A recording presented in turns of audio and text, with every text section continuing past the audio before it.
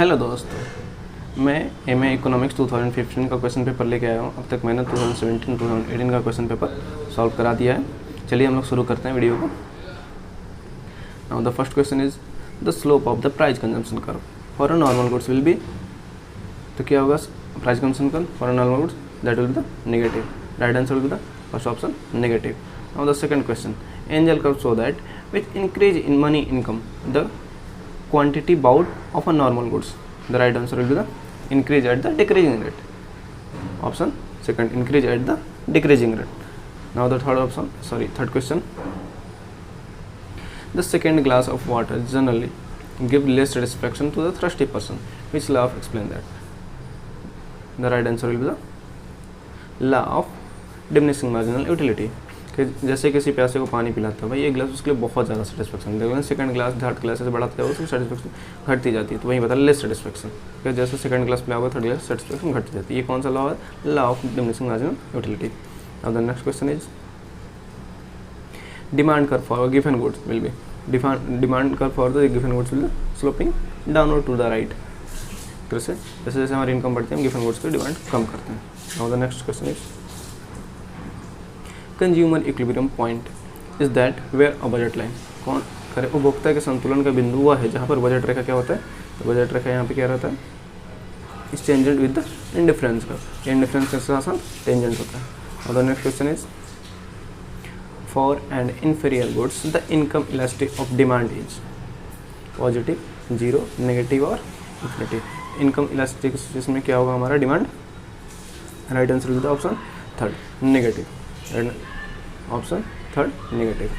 Next question is the elasticity of substitution between perfect substitute will be correct. The elasticity of substitution between perfect substitutes will be यानी पूर्ण स्थापन वस्तु के बीच के प्रतिस्थापन की लोच क्या होगी वही हमें बताना है। इसका राइट आंसर क्या होगा? इन्फिनिटी। इसकी लोच क्या होगी? इन्फिनिटी लोच होगी। Now the next question is question number 8।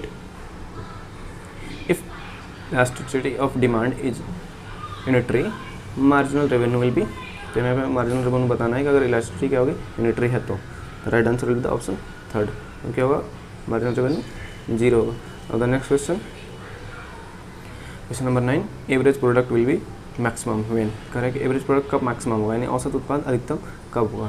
तो क्या होगा? जब marginal product is equal to the average product, यानी option third, marginal product is equal to the average product. Now the next question, question number 10 is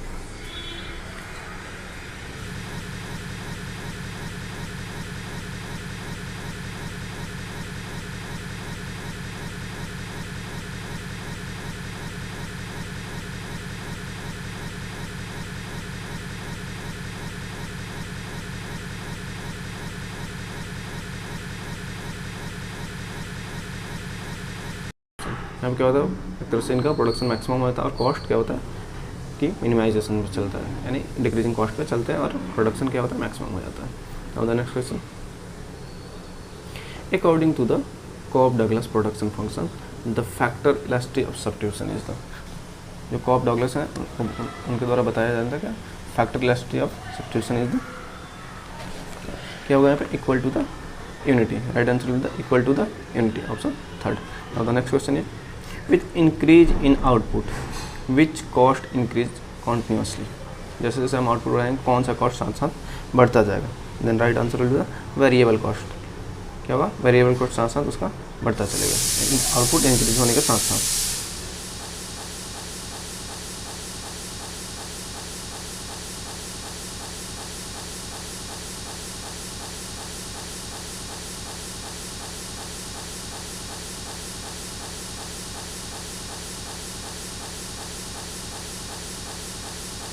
औसत लागत क्या होगी? घटती जाती है। Now the next question is which of the following curves is not U shape. भाई कौन सा बताना है कर्व यू शेप का नहीं होता है? The right answer will be the option for average fixed cost curve. ये जनरली क्या होता है? ये parallel to the X axis हो जाता है। Next question, question number 15, the concept of marginal cost is related to which of the following. करें marginal cost किससे रिलेटेड है? वेरिएबल कॉस्ट से, फिक्स कॉस्ट से, अपॉर्चुनिटी कॉस्ट से और इकोनॉमिक कॉस्ट से। राइट आंसर वेरिएबल कॉस्ट से क्या होगा? परिवर्तनशील लागत के बराबर होता है। और the next question is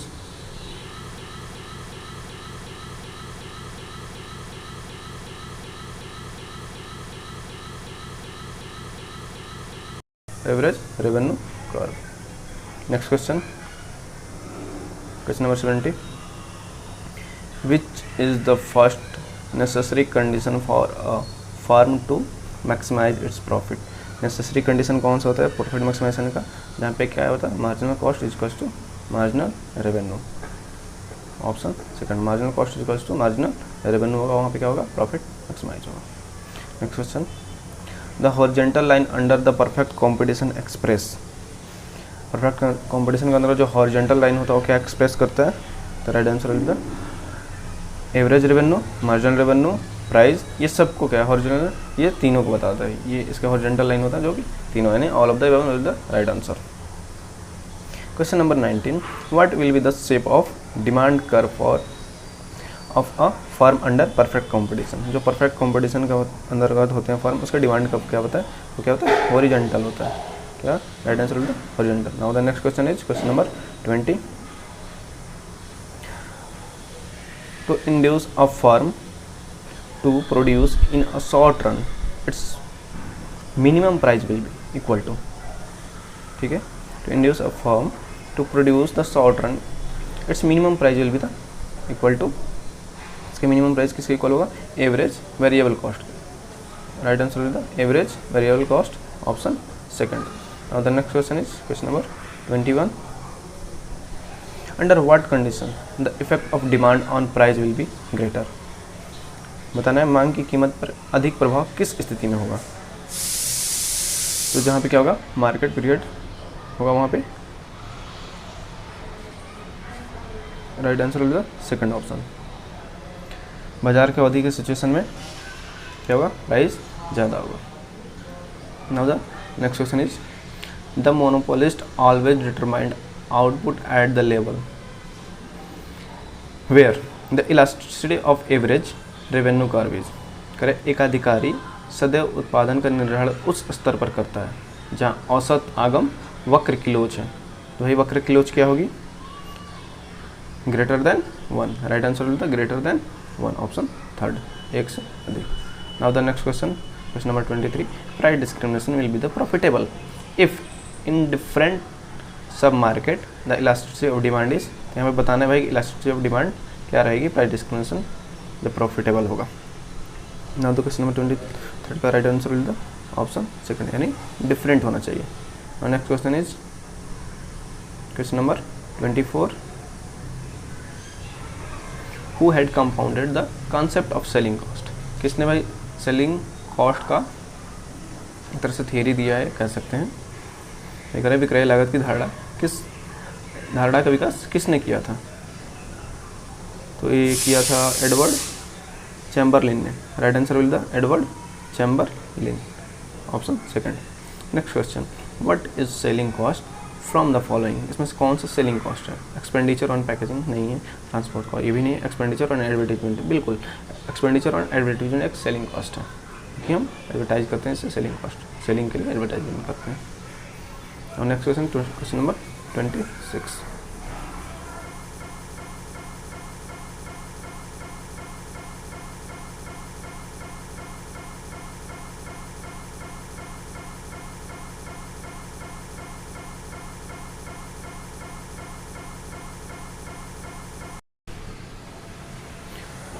next question.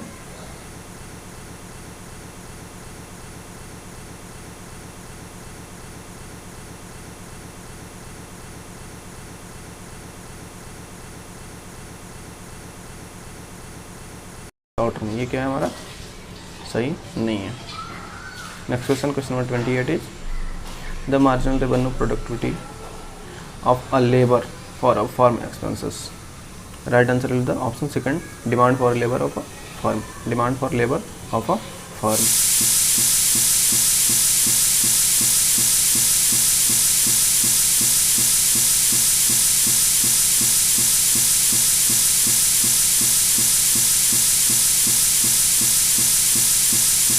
दर होती है यानी परफेक्टली इनइलास्टिक होता है. Next question. Change in price affect किस चीज़ पे इफेक्ट करेगा, कीमतों का परिवर्तन प्रभावित करता है किस चीज़ को, ग्रॉस इंटरेस्ट को, नेट इंटरेस्ट को, रियल इंटरेस्ट रेट को, नॉर्मल इंटरेस्ट रेट को। तो राइट आंसर हमारा क्या होगा, रियल इंटरेस्ट रेट को। जैसे प्राइस चेंज होगा रियल इंटरेस्ट रेट चेंज होगा। Next question is question number 31। If two goods X and Y are component, an increase in price of X will result in raise in demand for Y हो जाएगा, क्योंकि ये compliments है। Raise in price है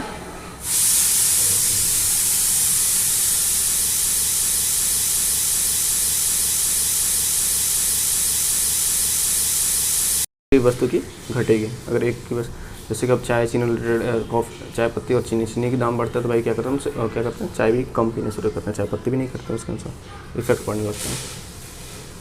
now the next question, in a household income increases, other things remaining the same, it's demand for commodity increases, the increased demand can be shown by. भाई जो increase demand है किसके द्वारा बताया जाता है, यही हमें बताना है इस क्वेश्चन में। Question number 32, any movement along with the demand curve, rightward moves on the demand curve, upward move on the or rightward shift of the demand curve। यानी राइट आंसर क्या होगा, ये राइटवर्ड शिफ्ट होगा। Increase in demand कैसे show करेगा, rightward shift कर जाएगा हमारा डिमांड पर। Next question is, when a household income change its budget line will also change, the new budget line will, new budget line में बताना है क्या होगा, new budget line will parallel to the origin. ये क्या हो जाएगा हमारा न्यू बजट लाइन, ये हो जाएगा parallel to the origin. Now next question is question number 34.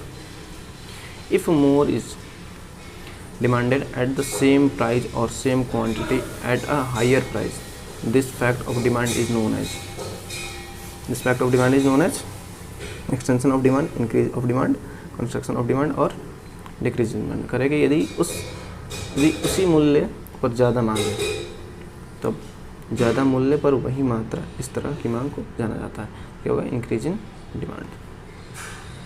Excess demand की सिचुएशन क्रिएट होने लगती है यहाँ से।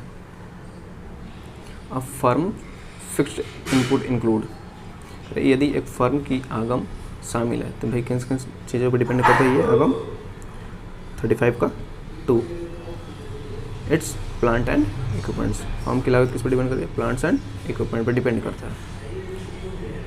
एवरेज फिक्स कॉस्ट, भाई एवरेज फिक्स कॉस्ट के बारे में बताना है क्या होता है, तो remain the same whenever the level of output, whatever the level of output, increase as output increases, diminishes as output increases and so no pattern, इसमें कोई चेंज नहीं है।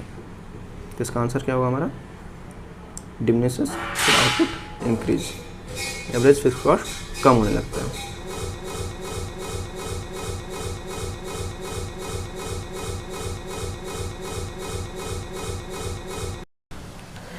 विफ्रेडो पेरेटो ने, किसने, ऑप्शन थर्ड विफ्रेडो पेरेटो ने। और next question is, who propounded the risk theory of profit, किसने भाई थियरी ऑफ प्रॉफिट का प्रतिपादित किया था, दिया था, ऐसे कह सकते हैं आप। 38 का right answer is the Frank H Knight, हाँ option second Frank H Knight. Next question is question number 39, rent is that portion of the produce of earth which is paid to the landlords for the use of the original and indisputable power of the soil। ठीक है, यहाँ पे ये question है क्या, who has propounded the definition of rent, भाई rent की theory किसने बताया है, इस क्वेश्चन में ये हमें बताना है। Right answer will the option second David Ricardo ने रेंट की थियरी दिया है, David Ricardo. Next question is question number 40, excess demand can be define as, भाई एक्सेस डिमांड को हम कैसे डिफाइन करते हैं, तो quantity demanded minus quantity supplied, तो अगर क्वांटिटी डिमांड ज़्यादा हो जाता है एक्सेस डिमांड होगा। Question number 41, if elasticity of demand exceed unity,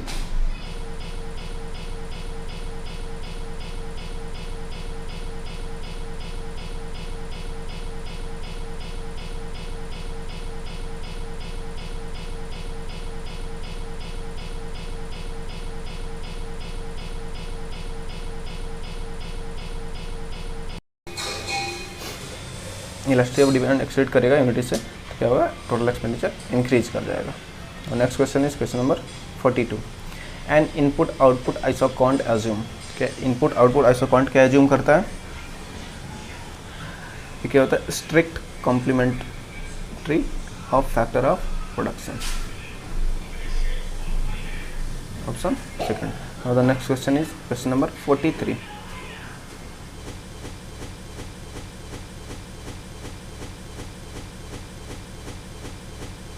Optimum output, option second.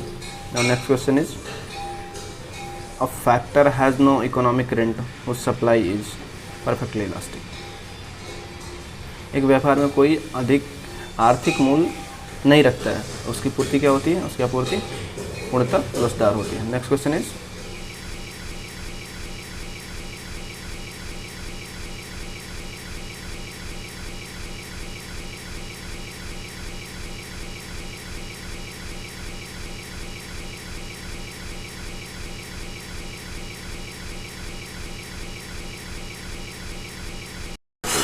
Right answer with always true. Next question,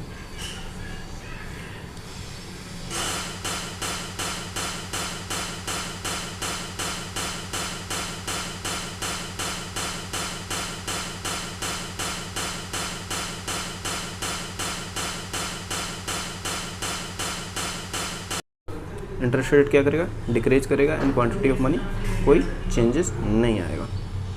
question number 47. If an economy is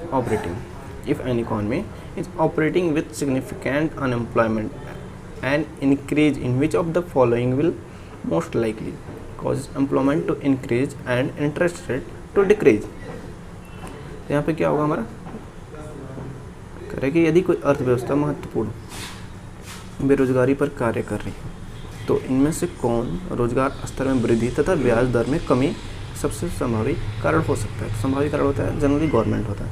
ठीक है, तो ऑप्शन देखते हैं. Purchase of government bond by the central bank, बिल्कुल नहीं. Transformation payment, government expenditure right down third option, यही क्या होगा हमारा प्रभावी कारण साबित होगा. और question number 48. Which of the following is not a feature of new classical economics. कौन सा फीचर नहीं है, हमें ये बताना है. न्यू इकोनॉमिक क्लासिकल का फीचर कौन सा नहीं है, option number third. It takes the assumption of adaptive expectation. Right answer with option third, ये हमारा फीचर नहीं है. 49. यहाँ से आई थिंक कि मैथमेटिकल शुरू हो रहा है, नहीं भी ठीक है. If average propensity to save यानी S by Y is given by S upon Y A0 plus A1 into Y upon Y0 ऐसे करके दिया हुआ है, क्लियर नहीं आ रहा है यहाँ पे. Where S is equals to saving, Y is equals to real disposable income and Y dash मान लीजिए, Y dash is equals to previous peak income and A0 and A1 is equals to constant. It's so भाई ये क्या बताता है हमारा, ये कह सकते हैं हमारा बता रहा है लाइफ साइकिल हाइपोथेसिस, बिल्कुल नहीं. रॉबिन्स वेल्थ हाइपोथेसिस नहीं. ड्यूजनबेरी रिलेटिव इनकम हाइपोथेसिस, हाँ राइट आंसर है Duesenberry relative income hypothesis. Now the next question. Next question is, as per the new Keynesian relation, rational expectation अपॉर्ड